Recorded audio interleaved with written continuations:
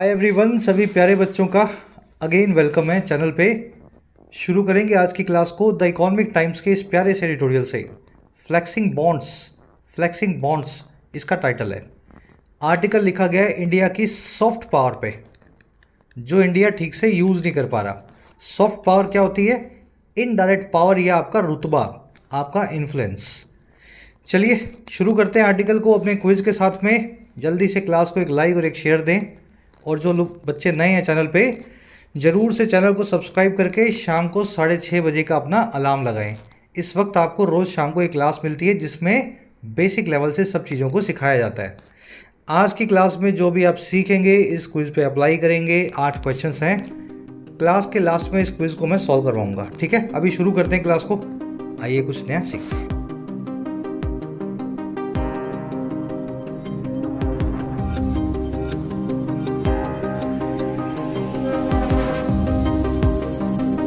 कह रहा है जी, flexing bonds more than just muscles.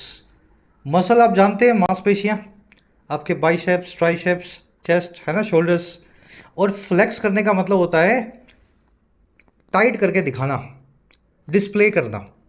कुछ लोग आपने देखा होगा ना, जो बहुत मस्कुलर होते हैं वो फ्लेक्स करते हैं अपनी मसल्स को हार्ड करके, टेंस करके दिखाते हैं कि देखो मेरे बाइसेप्स कैसे हैं, देखो मेरे क्वाड्स कैसे हैं लेग्स के। कह रहे जी, हमें जो है ना मसल्स की बजाय बॉन्ड्स को यानी रिश्तों को फ्लेक्स करना है। दूसरी कंट्रीज के सामने अपनी इकोनॉमिक पावर या मिलिट्री पावर जो है, जो मसल है, उसको फ्लेक्स नहीं करना। हमें तो अपने बॉन्ड्स बताने हैं कि किस कंट्री से कितने पुराने हमारे बॉन्ड्स हैं। रिश्तों को फ्लेक्स करके ही हम दोस्त बना सकते हैं। मसल्स को फ्लेक्स करके आप सिर्फ, है ना, आपको जो फॉलोअर्स मिलेंगे, डोमिनेट, जिनको आप डोमिनेट कर सकोगे। हमें दोस्त चाहिए, हमें गुलाम नहीं चाहिए। चलिए, फ्लेक्स वर्ड का मीनिंग आपने सीख लिया। मसल फ्लेक्सिंग एक वर्ड बनता है इससे, वन वर्ड। इसका मतलब होता है पावर डिमॉन्स्ट्रेशन। कोई बड़ा बाहुबली नेता हो और अपना काफिला निकाले जिसमें 100 गाड़ियाँ हों, 150 गाड़ियाँ हों काले रंग की, और 5,000 लोग पीछे झंडा लेके निकल रहे हों, तो आप कह सकते हैं this is a show off muscle flexing. ये बाहुबली नेता अपनी पावर का डिमॉन्स्ट्रेशन कर रहा है, अपनी मसल को सड़क पे फ्लेक्स करके दिखा रहा है। चलिए आगे बढ़ के अब इसके टाइटल पैराग्राफ को देखेंगे। कह रहा है, it is time India avoided being a victim of the vagaries of power. कह रहे जी, इट इज़ टाइम जो फ्रेज है इसका मतलब होता है वक्त आ गया है। ठीक है, वक्त आ गया है या वक्त हो चला है। कह रहे जी, वक्त आ गया है या वक्त हो चला है। अच्छा, किस चीज़ का भाई? कि इंडिया अवॉइड करे, और किस चीज़ को? होने को, यानी बीइंग, एक विक्टिम यानी कि शिकार। और किसका शिकार है? विगैरीज का, पावर की। पावर का मतलब होता है सत्ता या ताकत। विगैरीज का मतलब होता है सडन चेंज, एब्रप्ट चेंज। तो इंडिया किसी भी कंट्री में पावर की जो विगैरीज हैं, यानी सत्ता का जो चेंज है, उसका विक्टिम नहीं होना चाहिए। ऐसा नहीं है कि नेपाल में कम्युनिस्ट सरकार है तो वो इंडिया के खिलाफ है, और फिर सोशलिस्ट सरकार आई तो वो इंडिया के साथ हो गई। मालदीव्स में मुइज़ू आ गए तो इंडिया के दुश्मन हो गए, ऐसा नहीं। इंडिया एक ऐसी पावर बने जिसको वैगरीज ऑफ पावर से कोई फर्क ना पड़े। कोई भी सरकार आए, कोई भी सरकार जाए, जिस कंट्री से हमारे रिलेशन है वो हमेशा अच्छे रहे। चलिए, सेंटेंस आपने देख लिया। इट इज़ टाइम जो है, पहला क्लोज है, इट सब्जेक्ट है, इज इसकी वर्ब है। दूसरा क्लोज है इंडिया, और इसकी वर्ब है अवॉइडेड। ठीक है, अब दो सवाल हैं आपसे। सवाल इसलिए पूछता हूँ ताकि आप अपना दिमाग चला सको, कॉन्सेप्ट आपको बताया जाए तो आपको समझ में आए। पहला सवाल तो ये है कि इंडिया अवॉइडेड क्यों लिखा है, वर्ब की सेकंड फॉर्म क्यों लगाई गई है? भाई पास्ट में थोड़ा ना अवॉइड करेगा इंडिया, यहाँ तो कह रहा है कि वक्त आ गया कि इंडिया अवॉइड करे, तो फ्यूचर की बात करते हुए पास्ट टेंस का इस्तेमाल क्यों किया गया है? दूसरा सवाल ये है कि अवॉइड वर्ब के बाद वर्ब की आईएनजी फॉर्म क्यों लगाई गई है? यहाँ पे टू बी भी तो लिख सकते थे। India avoided to be a victim, to be ना लिख करके जीरन का इस्तेमाल, बीइंग का इस्तेमाल क्यों किया गया? एक बार खुद से पूछ लो, सोच लो। आपको ये कॉन्सेप्ट आता है नहीं, फिर करवाऊंगा तो दिमाग में बैठेगा। विगैरीज वर्ड को देख लेना, सडन चेंज, फ्लक्चुएशन को, अनप्रिडिक्टेबिलिटी को विगैरी बोलते हैं। चलिए देखिए, कॉन्सेप्ट ये कहता है, इट इज़ टाइम नाम का जो फ्रेज अंग्रेजी में, ये पास्ट सब्जंक्टिव मूड को, पास्ट सब्जंक्टिव मूड को ट्रिगर करेगा। अब आप बोलोगे सर ये क्या मूड ले आए आप? देखो, पास्ट सब्जंक्टिव मूड क्या कहता है कि मैं यूज़ करूँगा वर्ब पास्ट की, लेकिन फ्यूचर की किसी हसरत को, तमन्ना को बताऊँगा। इट इज़ टाइम के बाद में जब भी आप यूज़ करें पास्ट सब्जेक्टिव मूड में V2 लगाएं और वो V2 अपने आप फ्यूचर की आपकी ख्वाहिश को बता देगी। It is time you started studies. वक्त आ गया है कि आप अपनी पढ़ाई को शुरू करें। It is time India avoided being a victim. वक्त आ गया है कि इंडिया अवॉइड करे एक विक्टिम होना, शिकार होना। समझ गए? ये होता है पास्ट सब्जेक्टिव मूड। ये एक जगह और यूज होता है सेकंड कंडीशनल में, अगर आपको याद है तो। If I were the PM, अगर मैं पीएम हूँ। If I were a bird, अगर मैं एक पक्षी हूँ। तो आई के साथ में वर लगाते हैं, वर्ब की सेकंड फॉर्म लगाते हैं जो है सेकंड कंडीशनल में। तो ये पास्ट सब्जेक्टिव मूड अंग्रेजी में आप दो जगह देखते हैं। एक दो जगह और है, किसी दिन डिटेल में करवाऊंगा, वहाँ समझाऊंगा। बेसिकली ये दो ही जगह देखते हैं, ठीक है? समझ में आ गया ना पास्ट सब्जेक्टिव मूड क्यों लगा है V2? इट इज़ टाइम की वजह से। इट इज़ टाइम की जगह कभी कभी इट इज़ हाई टाइम भी लिखा हो सकता है, ठीक है? तो वहाँ हाई टाइम और टाइम एक ही बात है, यही मूड जो है ट्रिगर होगा। दूसरा कॉन्सेप्ट जो है बीइंग, वो इसलिए लगाया गया है क्योंकि अवॉइड एक ऐसी वर्ब अंग्रेजी में स्पेशल वर्ब जिसके बाद में वर्ब दूसरी आएगी तो आईएनजी फॉर्म में ही आएगी। ऐसी बहुत सारी वर्ब्स हैं, consider, spend time, avoid, recent, imagine, afford, report. याद है ना सारी वर्ब्स? इस पे एक अलग से वीडियो भी की हुई है हमने, हो सके तो वीडियो मैं यहाँ पे डाल दूंगा 5-7 मिनट में। इन सारी वर्ब्स को एक साथ एक स्लाइड में आप देख सकते हैं। चलिए आगे बढ़ेंगे, आर्टिकल की सारी वोकैब पर नज़र डालेंगे ताकि आप इसको स्मूथली पढ़ सकें। क्लास को एक लाइक और एक शेयर जरूर से देना। टेलीग्राम ग्रुप को ज्वाइन करने के लिए आपको @YourEnglishTutor टाइप करना है, टेलीग्राम में आपको ग्रुप मिल जाएगा।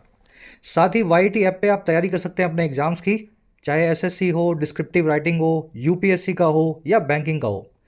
ऐप का लिंक कमेंट सेक्शन में दिया गया है। राइटिंग के कोर्स में आप सीख सकते हैं राइटिंग, लगभग 60 से 70 घंटों में फ़ायदा आप ले सकते हैं इस कोर्स का। UPSC के कोर्स में आप अपना मीडियम चेंज कर सकते हैं, किसी और लैंग्वेज से इंग्लिश में माइग्रेट कर सकते हैं। UPSC के सभी एस्पेक्ट्स कवर्ड हैं, आंसर राइटिंग, ऐसे writing, descriptive writing, CSET। SSC और बैंकिंग के कोर्स में आपको सारे वैरायटी के क्वेश्चन सोल्व करना सिखाया जाता है। 100 से 1.25 घंटों के कोर्सेज हैं, आप भरपूर अपनी प्रैक्टिस कर सकते हैं। कोई क्वेश्चन हो, क्वेरी हो, टीम का नंबर है व्हाट्सएप, आप इस नंबर पे टीम से जुड़ सकते हैं वाया व्हाट्सएप।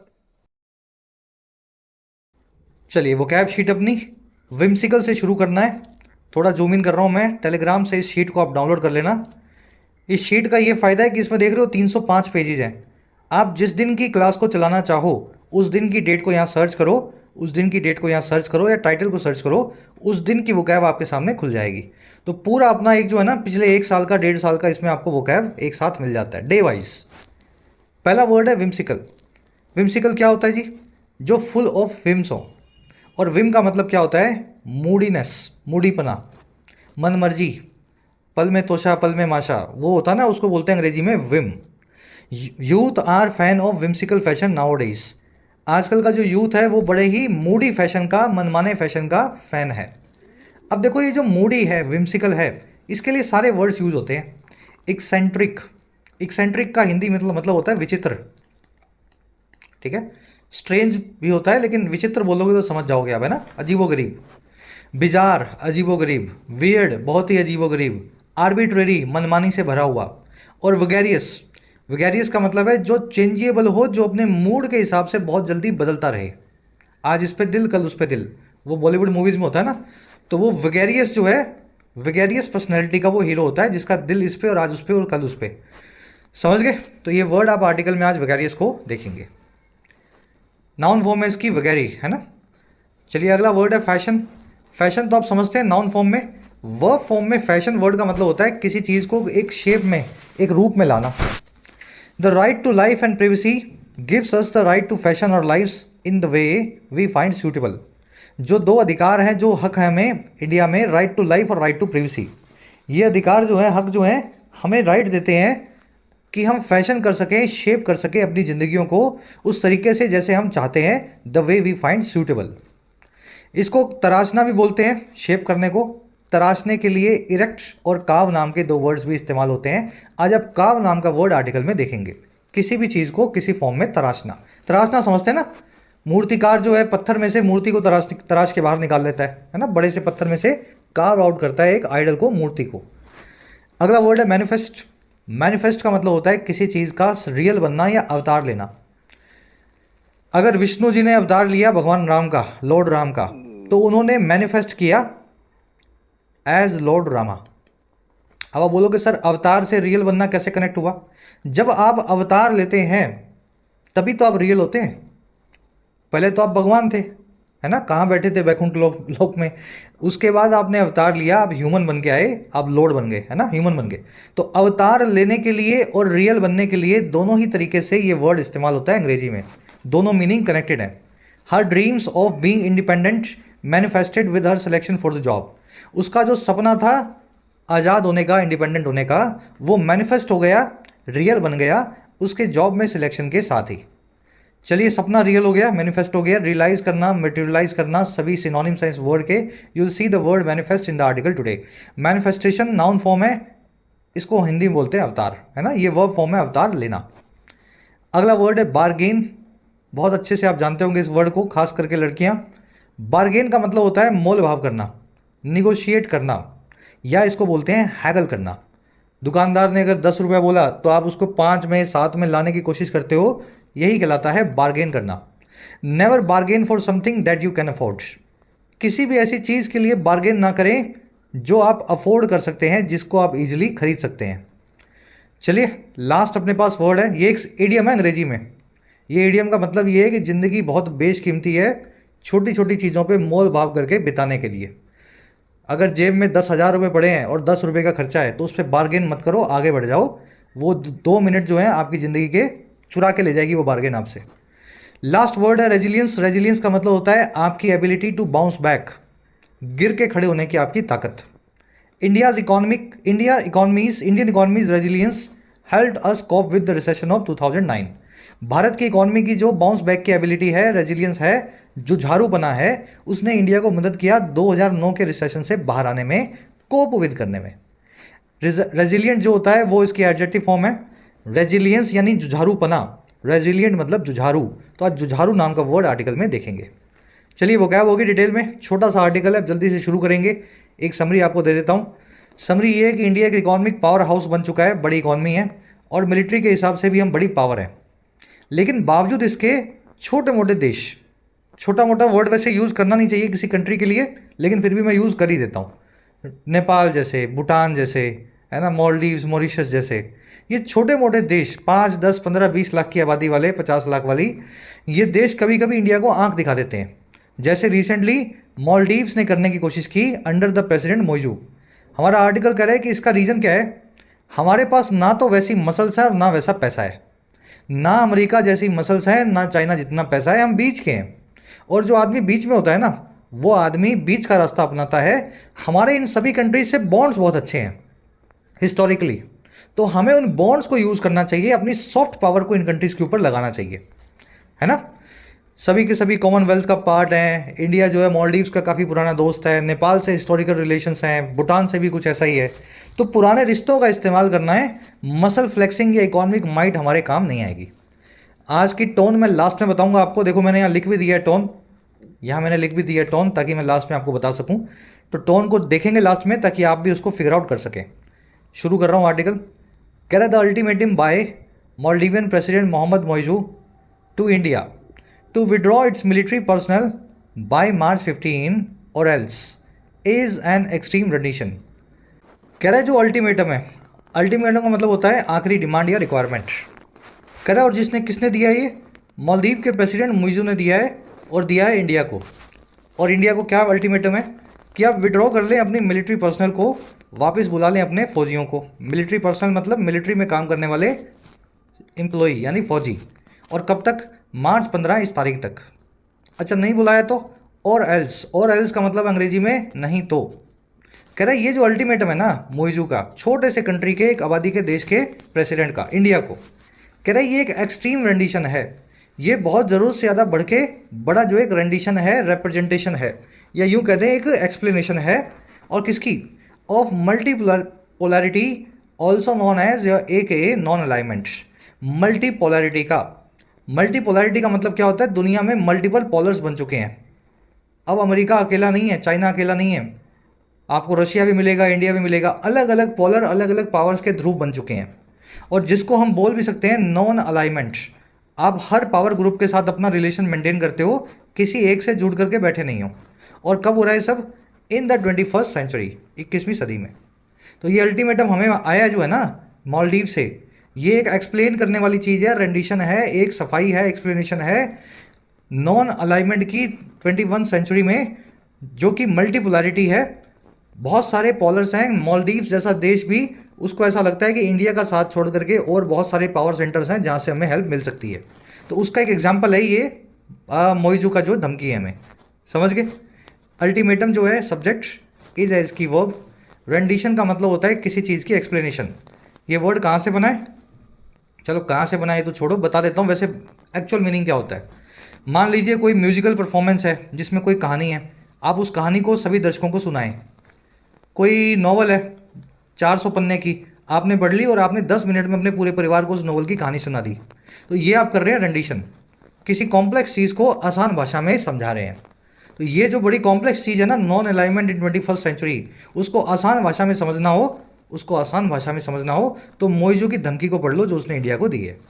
अल्टीमेटम समझ गए, आखिरी धमकी, इसकी वर्ब है इज। रेंडिशन मैंने आपको अभी समझाया। मल्टी पोलैरिटी मतलब बहुत सारे पोलर्स हैं, पावर के सेंटर्स अलग अलग हैं। ए इसका मतलब होता है ऑल्सो नॉन एज, या ऐसे जाना जाने वाला, ऑल्सो कॉल्ड एज, ठीक है? ऑल्सो नॉन एज या also called as. Non alignment मतलब किसी से भी अलाइन नहीं होना, सबके साथ रिलेशंस को मेंटेन करना। कह रहे जी in the broader south Asian region barring Pakistan which has carved its partners name and path in stone, non alignment 2.0 manifest as competitive bargaining. कह रहे जी अगर ब्रॉडर साउथ एशियन रीजन में देखें, पूरे इंडियन सब कॉन्टिनेंट के आसपास देखें, जिसमें छोड़ दो पाकिस्तान को जो एक अपवाद है, एक एक्सेप्शन है, जिसने काव कर दिया है, तराश दिया है अपने पार्टनर के नाम को और उसके रास्ते को, किसमें? स्टोन में। काव इन स्टोन का मतलब होता है पत्थर की लकीर बना देना, पत्थर में किसी चीज़ को गोद देना या तराश देना।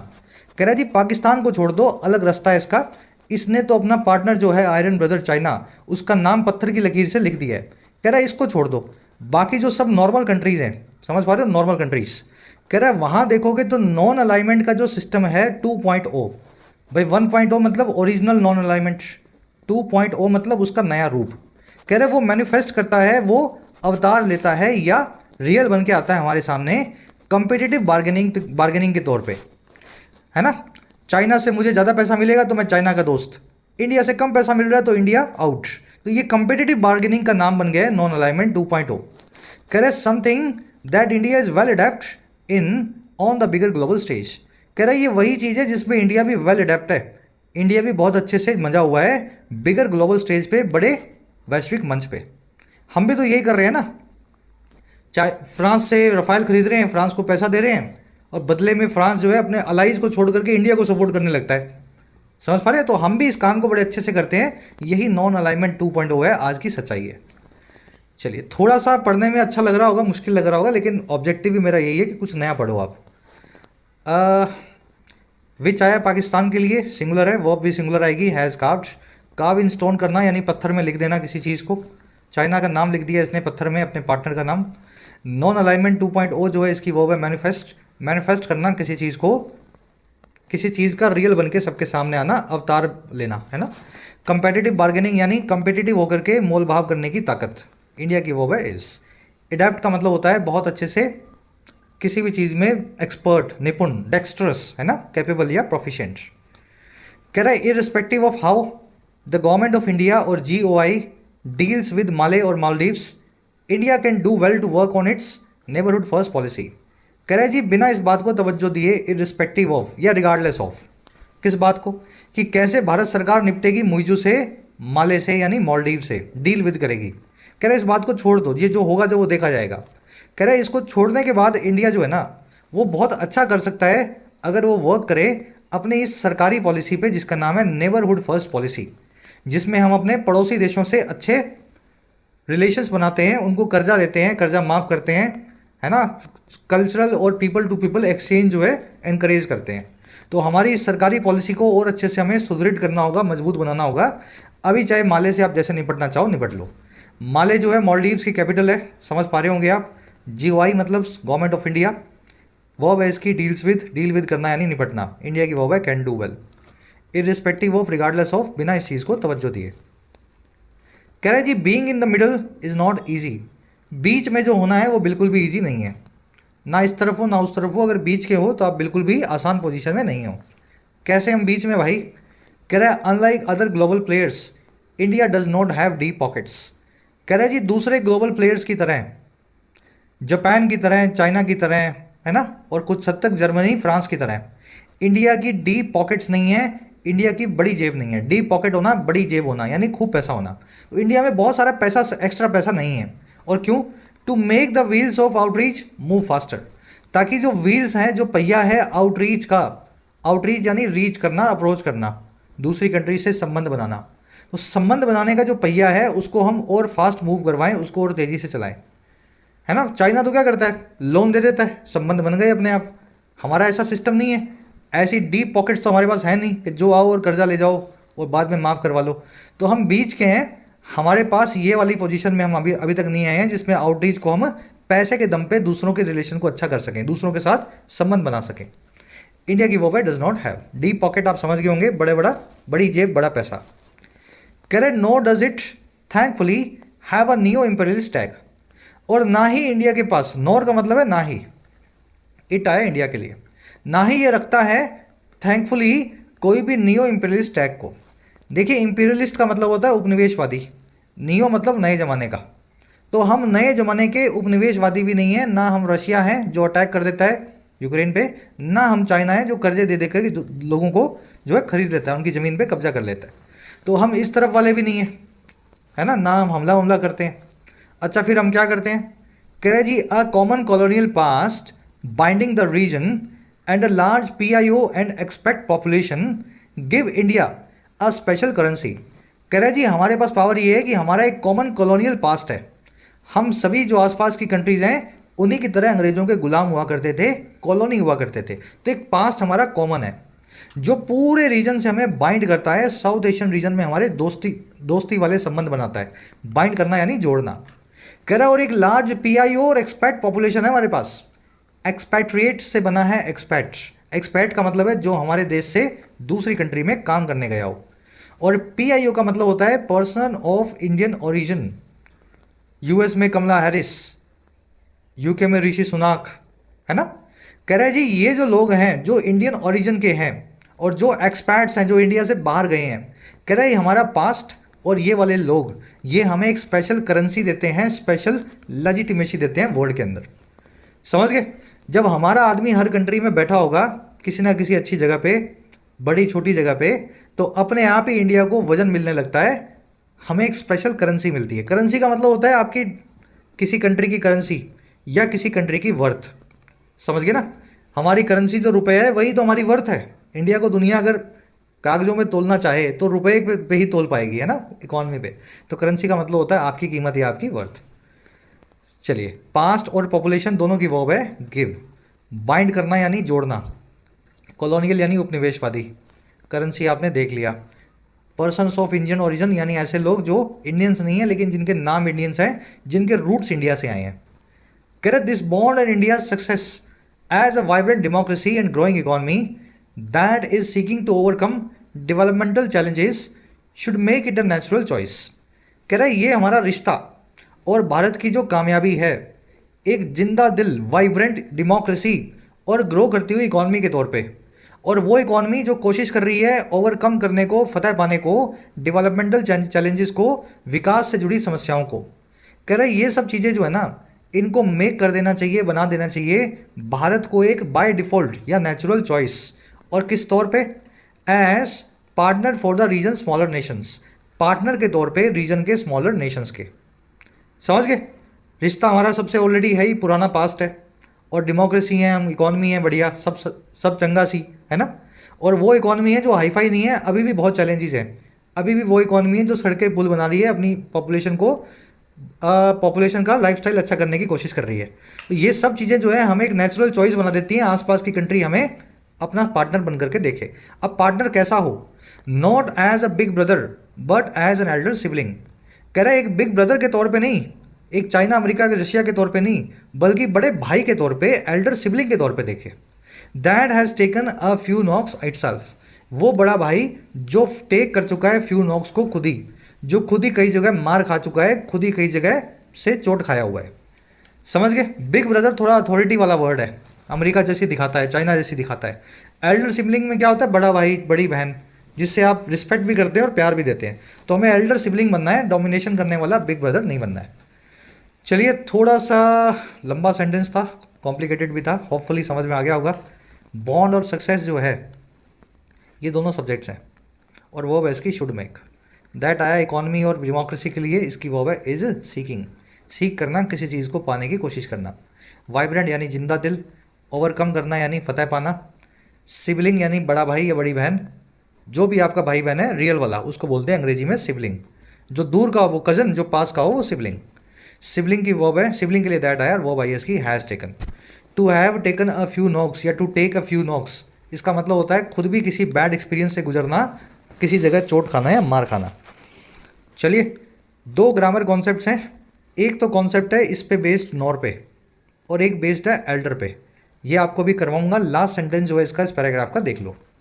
कह रहा है जी, GOI has taken this route, government of India इसी रूट को अपना रही है, इस रास्ते को पकड़ के बैठी है, जो हमने कहा है ऊपर लेना चाहिए। But it has been in fits and starts. कह रहा है लेकिन ये रास्ता जो हम चल रहे हैं ना, वो हम रुक रुक के चल रहे हैं, स्पोरेडिकली या इरेगुलरली चल रहे हैं, बाय फिट्स एंड स्टार्ट चल रहे हैं। And mostly when the PM has taken the lead, और ये तभी होता है जब हमारे पीएम जो है मोदी जी, वही लीड को टेक करते हैं, वही आगे बढ़ के इस रास्ते पे आगे बढ़ते हैं। किसी कंट्री से मिलने जाते हैं, किसी को बुलाते हैं, है ना, I welcome you my friend. तो ये जो लीड लेने का काम है मोदी जी का, उसी भरोसे इस रास्ते पे हम आगे बढ़ते हैं, और ये काम भी हम बहुत इरेगुलरली करते हैं, रोज़ रोज़ नहीं करते हैं। चलिए, ये आपका फर्स्ट पैराग्राफ हो गया, सेकंड हो गया, और इसमें अब छोटा सा एक पैराग्राफ बचा है 4-5 सेंटेंसेस का। दो ग्रामर कॉन्सेप्ट्स हैं, फटाफट देख लो।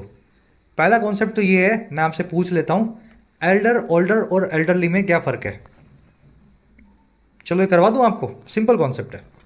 देखिए, ओल्डर का मतलब होता है उम्र में बड़ा, एल्डर का मतलब होता है उम्र में बड़ा, एल्डरली का मतलब होता है उम्र में बड़ा। कन्फ्यूजन बढ़ गई ना? तीनों का अलग अलग कॉन्टेक्स्ट है। एल्डरली में कोई कंपैरिजन नहीं होगा, इसका मतलब होगा बुजुर्ग।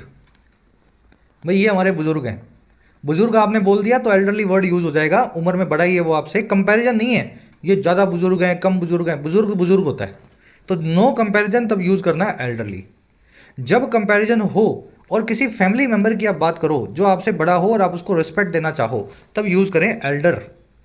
और अगर कोई नॉन फैमिली मेम्बर हो या रिस्पेक्ट वाला पोर्शन ज़्यादा ना हो, एक जनरल कंपैरिजन हो, ये किताब ज़्यादा पुरानी है, ये किताब ज़्यादा पुरानी, this book is older than that book. जब कोई फैमिली मेम्बर ना हो या किसी आर्टिकल की बात हो, जो है ना, रिस्पेक्ट वाली बात ना हो, जहाँ पे जनरल बात हो, वहाँ पे आपको यूज़ करना है ओल्डर।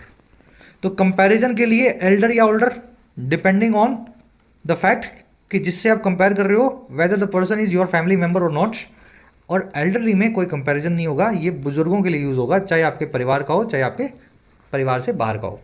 यूज़ करके दिखाऊंगा तब समझ में आएगा। सेंटेंसेस देखो। The Elder older tree in the forest had a massive trunk. जो बड़ा ट्री था या जो पुराना ट्री था जंगल में, उसकी एक बड़ी सी ट्रंक थी, बड़ा सा तना था। अब मुझे बताओ, पेड़ आपके घर से तो है नहीं, फैमिली मेम्बर तो है नहीं, रिस्पेक्ट वाली तो कोई बात यहाँ पे आ नहीं रही। भाई होता, बहन होती, चाचा मामा कुछ होता तो बात मान लेते। तो यहाँ पे आप एल्डर का इस्तेमाल नहीं कर सकते, आपको ओल्डर का इस्तेमाल करना है। और एल्डरली भी नहीं लग सकता, पेड़ कोई बुजुर्ग भी नहीं है ना। बुजुर्ग तो इंसान होते हैं ना, ऐसा मत बोलना बुजुर्ग पेड़, बुजुर्ग इंसान होते हैं। तो बुजुर्ग वाला काम भी नहीं करोगे, एल्डरली भी नहीं लिखोगे। सारा is his older sister always looking out for him. सारा उसकी बड़ी बहन है जो हमेशा उसका ध्यान करती है, लुक आउट फॉर हिम करती है। लुक आउट फॉर करना, किसी इंसान का ध्यान करना, केयर करना। बड़ी है, बहन है, कंपैरिजन भी आ गया और फैमिली मेम्बर भी आ गया, तो ओल्डर नहीं एल्डर लिखना पड़ेगा। एल्डरली भी नहीं आ सकता, उसकी बुजुर्ग बहन है, नहीं, बड़ी बहन है, एल्डर सिस्टर है। बुजुर्गों के साथ ऐसे नहीं आता ये मेरे बुजुर्ग पिता हैं, ऐसा लिखोगे क्या, बुजुर्ग पिता हैं, है ना, ये हमारे घर के बुजुर्ग हैं। बुजुर्ग वैसे ही बुजुर्ग होता है, उसमें रिश्ते की जरूरत देने की ज़्यादा आपको नहीं है। चलो, the hospital implemented special measures to ensure the comfort of elder patients. Hospital ने इम्प्लीमेंट किया खास मेजर्स को, कुछ कदमों को उठाया ताकि कंफर्ट को इंश्योर किया जा सके, सुनिश्चित किया जा सके कंफर्ट को पेशेंट्स के। अब कौन से पेशेंट्स होंगे रिश्ते में, बड़े पेशेंट्स या बुजुर्ग पेशेंट्स? कंपैरिजन की बात नहीं है और रिश्ते की बात भी नहीं है, पेशेंट्स हैं जो कि एल्डरली हैं, ठीक है। ओल्डर पेशेंट्स भी हो सकता था, गलत नहीं हो सकता, लेकिन यहाँ पे आपको बेटर जो है सूटेबल वर्ड यूज़ करना है। बेटर सूट करेगा यहाँ पे एल्डरली पेशेंट्स, ऐसे पेशेंट्स जो बुजुर्ग हैं, उनके कंफर्ट के लिए आपने स्पेशल मेजर्स लगाए। In the library I stumbled upon a collection of elderly books. Library में मैं स्टम्बल अपॉन किया, स्टम्बल अपॉन करना यानी अचानक से किसी चीज़ को फेस करना, तो अचानक से मुझे मिल गई, स्टम्बल अपॉन किया एक पुरानी किताबों के कलेक्शन को। बुजुर्ग किताबें नहीं है भाई, पुरानी हैं, एल्डर भी नहीं लिखोगे, लिखोगे ओल्डर। क्लियर है कॉन्सेप्ट? चलो एक बार रिपीट कर लेना 2 मिनट में जो आपको समझाया, नया कॉन्सेप्ट है। और लास्ट क्वेश्चन आपको दे रहे हैं as homework. The dash couple, older elder या elderly couple with their older elder या elderly children and older elder या elderly relatives gathered for a heart warming family dinner. बूढ़ी दंपत्ति अपने बड़े बच्चों के साथ और अपने बड़े जो है रिलेटिव्स के साथ गैदर की गई, इकट्ठी हो गई एक डिनर के लिए। याद रखेंगे एल्डर वर्ड तभी यूज करना है जब आपसे बड़ा हो। बच्चा जो है कपल से यानी माँ बाप से बड़ा नहीं हो सकता, तो ध्यान रख लेना। एल्डर वर्ड तभी यूज करना है जब रिलेटिव आपसे बड़ा हो, आपके रिलेटिवली उम्र दराज हो। चलिए नया कॉन्सेप्ट था ना, फिर रिपीट करेंगे किसी क्लास में। अब दूसरा देख लो, ये तो बड़ा इजी है।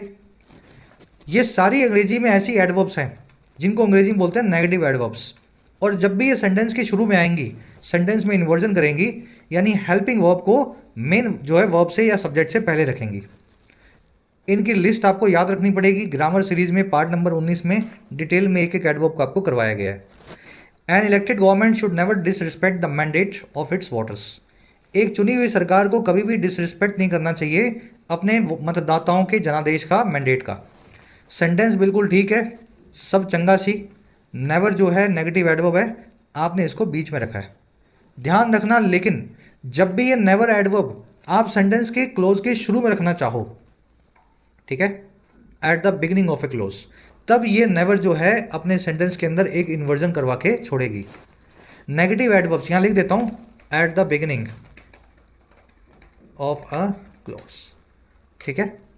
Negative adverbs at the beginning of a clause, at the beginning of a clause cause inversion. तो जैसे ही आपने नेवर को शुरू में रखा ना, अब इन्वर्जन आपको ट्रिगर करना पड़ेगा। अब यहाँ पे शुड जो है हेल्पिंग वर्ब है, इसको यहाँ लाना पड़ेगा। Never should an elected government disrespect the mandate of its voters. वैसे ही यहाँ पे नो वेयर है, नो वेयर का मतलब होता है कहीं भी नहीं। नो वेयर अगर आपने यहाँ रखा हुआ है कोई बात नहीं, यहाँ रखा हुआ है कोई बात नहीं, लेकिन जैसे ही इस नो वेयर को मैं यहाँ लाऊंगा शुरू में, मुझे इन्वर्जन करना पड़ेगा। नो वेयर कहीं भी नहीं, after that day he was seen, उस दिन के बाद वो देखा गया। नो वेयर आफ्टर, देखो नो वेयर अगर आप यहाँ रख रहे हो, चाहे आप यहाँ रख रहे हो, यहाँ भी रख सकते हो, जहाँ भी रखोगे आप इस वॉज को है ना सब्जेक्ट से पहले लाओगे। Nowhere after that day was a scene, या after that day nowhere was a scene, दोनों तरीके से रखा जा सकता है। एडवर्ब एब्सोल्यूट बिगिनिंग में भी आ सकती है, क्लोज के शुरू में भी आ सकती है। क्लोज को आपको इन्वर्ट कर देना है, हेल्पिंग वर्ब को सब्जेक्ट से पहले ले आना है। लास्ट वाला खुद से ट्राई दो। In no way any winner will emerge from this bloody war. किसी भी तरीके से इस खूनी जंग में से कोई विनर नहीं निकलने वाला, ठीक है। खुद से ट्राई दे लेना। इन नो वे को शुरू में रखा हुआ है, अब इसको आपको इन्वर्ट करना है। चलिए बढ़ेंगे आगे। दोनों कॉन्सेप्ट्स आज के क्विज में आपसे पूछे गए हैं। कह रहे जी India needs to determine its long term foreign policy goals. India को ज़रूरत है डिटर्मिन करने की, निर्धारित करने की, पता लगाने की अपने लॉन्ग टर्म फॉरेन पॉलिसी के गोल्स को, and step up on it's global responsibility, और स्टेप अप करने की, एक कदम ऊपर आने की अपने ग्लोबल रिस्पॉन्सिबिलिटी के रोल पे, अपनी वैश्विक जिम्मेदारी के रोल पे। और क्यों? कह रहा है S perhaps the only country that has much in common with both G7 and V20। कह रहे क्योंकि इंडिया शायद अकेला ऐसा देश है जिसमें बहुत कुछ कॉमन है G7 और V20 से। G7 यानी दुनिया के सबसे बड़े देश, अमीर देश, V20 यानी दुनिया के सबसे ज़्यादा वल्नरेबल कंट्रीज। वल्नरेबल यानी जो खतरे में है क्लाइमेट चेंज की वजह से। अब तो ये 68 हो गई हैं, जब ये शुरू में बनी थी आई थिंक 2015-16 के आसपास, तब ये 20 ही हुआ करती थी। तो इन्होंने ग्रुप बनाया है, जैसे मॉरिशस है, मालदीव्स हैं, है ना, इन सभी कंट्रीज़ ने। तो इंडिया अकेले ऐसा देश है जो G7 से भी रिलेशन रखता है और दुनिया के सबसे वल्नरेबल 20 जो 62 हो गए हैं उन देशों के ग्रुप से भी कुछ ना कुछ कॉमन में रखता है। समझ गए? चलिए, इंडिया की वर्ब है नीड्स, दैट की वर्ब है हैज। कह रहा है it must build bonds based on a common approach. India को रिश्ते बनाने होंगे, बॉन्ड्स बनाने होंगे जो इसी कॉमन अप्रोच पे आधारित हो। और कॉमन अप्रोच किस चीज़ की है? To tackling global challenges of present and future. ये अप्रोच है टैकल करने की, निपटने की वैश्विक समस्याओं से जो हैं प्रेजेंट की यानी आज की, और जो है फ्यूचर की यानी आने वाले वक्त की। ठीक है, तो समस्याओं के ऊपर रिश्ते बनाओ। मंदी आ रही है तो इंडिया क्या कर सकता है? क्लाइमेट चेंज के लिए इंडिया क्या कर सकता है? समस्याओं से जब रिश्ते बनते हैं, ऐसे रिश्ते बड़ी जल्दी टूटते नहीं हैं, है ना? कह रहा है it is this working together in a real partnership that can ensure that India's place in the region is strong and resilient. वही बात कह रहा है, यही वो वर्किंग टुगेदर का रिश्ता है, समस्याओं पे मिल के काम करने का रिश्ता है एक रियल पार्टनरशिप में, जो इंश्योर कर सकता है, सुनिश्चित कर सकता है भारत की जगह को इस पूरे रीजन में कि वो स्ट्रॉन्ग है और जुझारू है, रेजिलियंट है। ऐसी पार्टनरशिप्स बनाओ जो सबके स्वार्थ की हों, सबके साथ मिलके किसी का भला हो रहा हो, तभी आपका एक स्ट्रॉन्ग रेजिलियंट प्लेस बनेगा। ठीक है, इट की वर्ब है इज, दैट की वर्ब है कैन इंश्योर, दैट आया रियल पार्टनरशिप के लिए, प्लेस की वर्ब है ऑफ कोर्स इज। कह रहा है that it's not a victim to the vagaries या vagaries of power but a power that won't be wished away.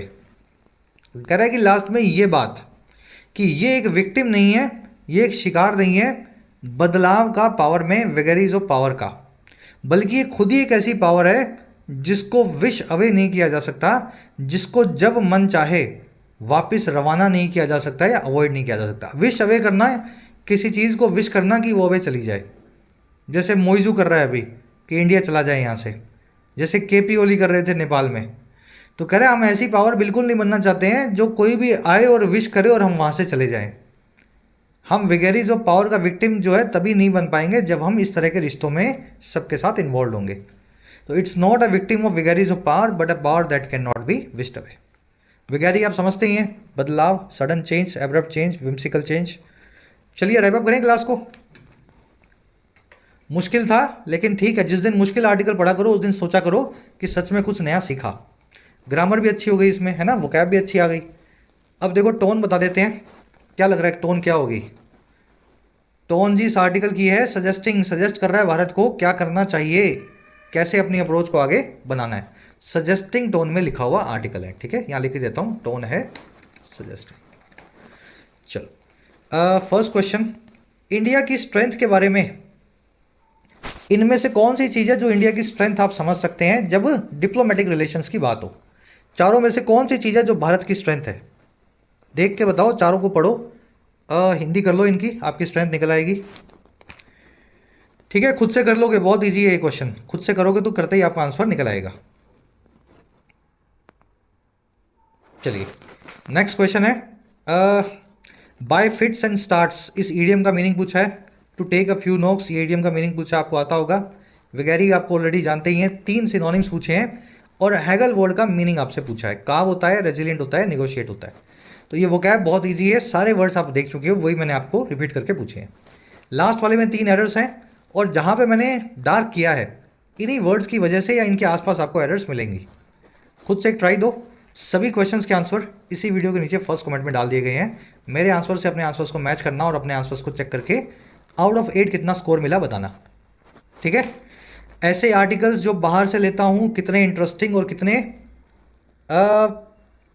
Beneficial लगते हैं, ज़रूर से मुझे फीडबैक दे करके बताया करो, खास करके वो वाले बच्चे जो क्लास को शुरू से लास्ट तक देखते हैं। मैं उन 40-45% बच्चों की बात कर रहा हूँ जो रोज़ इस क्लास को, 5000 बच्चे हैं जो रोज़ इस क्लास को शुरू से लास्ट तक देखते हैं, ठीक है। आप PD या PDI लिख दोगे, पूरा देखा या पूरा देखा, इंटरेस्टिंग लगा तो मुझे पता लग जाएगा। कल आपसे लेंगे मुलाकात, कल की क्लास में। जिन बच्चों को कोर्सेज़ की ज़रूरत है, एक्स्ट्रा क्लासेस की ज़रूरत है, you can take the benefits of the courses. Application को डाउनलोड करें, YT ऐप को, आपको राइटिंग का, SSC का और बैंकिंग का, इनफैक्ट UPSC का भी कोर्स मिल जाएगा। अफोर्डेबल कोर्सेज हैं, मेहनत करना चाहते हैं तो ऐप को डाउनलोड करें, कमेंट सेक्शन में लिंक रखा गया है, you can take the benefits. चलिए, अंटिल